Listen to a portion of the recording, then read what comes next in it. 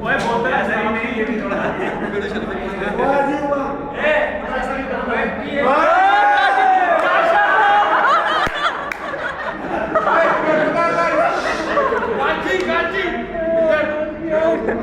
शुक्र किया सिगरेट पे मैम भी बना रही है जैसे ये बोतल भी दे पे आप तुमने इस जगह पर मुझे मोहब्बत की कितनी बड़ी सजा दी पारो।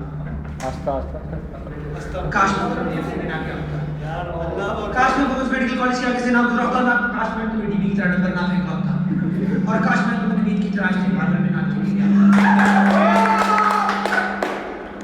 क्या मैं समझ ही नहीं आ रहा क्या तुम और मैं फरमान चंचुतरा का विलन पर्स ना बने होंगे पारो। वही उस्मान साइड पे आओ।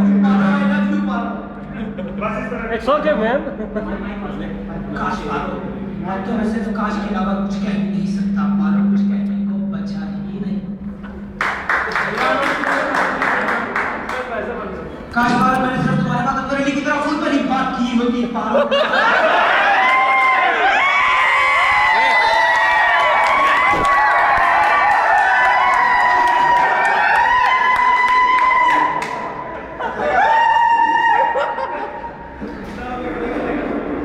काश पारो मैं अंदर की तरह ही बात कर लेता और फोन पर ही फ्लर्ट कर देता। मगर शायद ये मेरी किस्मत में था ही नहीं। काश मैं बिल्लू और सलमान यूसुफ की तरह सिर्फ फेसबुक पर ही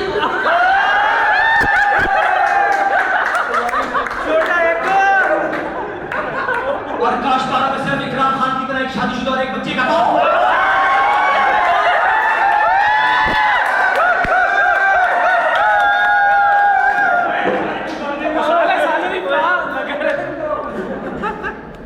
और नीटे को लेना समझ नहीं है, दोबारा बोलो। अब तो मैं हॉस्टल से भी निकाल के गया हूं। मेरी तो डीबी की तरह गर्लफ्रेंड भी नहीं, जिसको उतना में फ्लैट है। डीबी मुझे फ्लैट में जगह चाहिए, डीबी एक बाथरूम ही चाहिए, डीबी सिर्फ जगह तो रहने के लिए चाहिए डीबी। और पारो काश तुम्हें सिर्फ अजीज मिला होता, मुझ जैसा मुखलिस बंदा ना मिला। अजीज चला गया। पारो काश तुम्हारी जगह मैंने उस्मान खान की तरह कोई बोर्ड बाजार की लड़की ही पटा ली।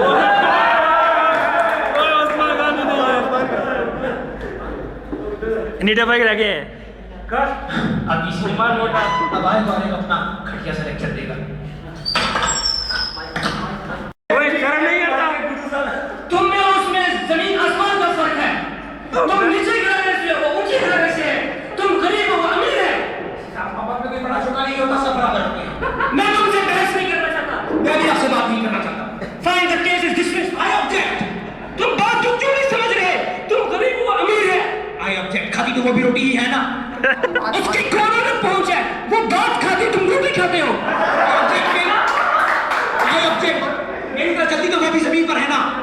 आसमान में उड़ने वाला पंछी और जमीन में चलने वाला कीड़े का कभी मिलाप नहीं हो सकता। आसमान पर रहने वाले खुदा और जमीन पर बसने वाले इंसान का तो रिश्ता है ना आपस। How dare you, you are expelled from the university.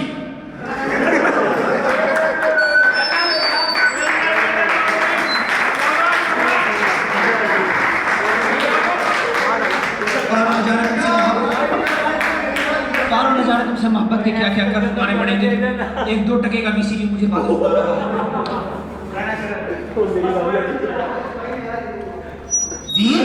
ये क्या?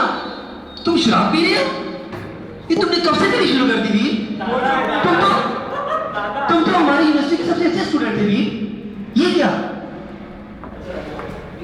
कौन कम वक्त पीता है? हम तो पीते हैं ताकि तुम्हें बर्दाश्त कर सके। यहाँ बैठते हैं ताकि तुम जैसी यूनिवर्सिटी की छोकरियों को देख सकें। भूल जाओ कि हम तुम्हें देखते हैं। तुम्हारा और मेरा कभी कोई रिश्ता नहीं था। मैं जानता हूँ कि मोहब्बत की इतनी बड़ी सजा पारो ने मुझे क्यों दे दी। हाथ मत लगाओ, मुझे नहीं देखना चाहता मैं तुम्हें। मुझे तुम्हारे वजूद से नफरत है और अपने वजूद से। तुमने और मुझमें कभी कोई रिश्ता था ही नहीं। आज के बाद मैं कभी इस चौकट पर नहीं आऊंगा। हाँ लेकिन आऊंगा जब मुझे पारो की याद आएगी। जरूर आऊंगा जब मैं अपने आप को दोषी करूंगा। चली जाओ तुम यहाँ से, चली जाओ। क्यों अपने आप को इतनी बड़ी सजा दे रहे होगी? मैं नहीं सजा दे रहा। वीसी साहब का केस ओपन। आई ऑब्जेक्ट नहीं सारी बात सर। I object sir. न जाने इंसान को मोहब्बत में क्या क्या देखना पड़ता है। फिर आके उसको फिर नहीं सुनवाई होती है और बार बार मुझे दोषी माना जाता है कि that you are the defaulter. Yes I am the defaulter sir, I accept everything. मैं ही इस मोहब्बत में पागल हूं। देखा कि जो लड़के यूनिवर्सिटी में आके अपना एम भूल जाते हैं वो इसी की तरह यूनिवर्सिटी से निकाल दिए जाते हैं। इसलिए यूनिवर्सिटी में आके कभी एक बार बोलना और बताया है कि लड़कियों के पीछे कभी नहीं, वरना ये हाल होगा।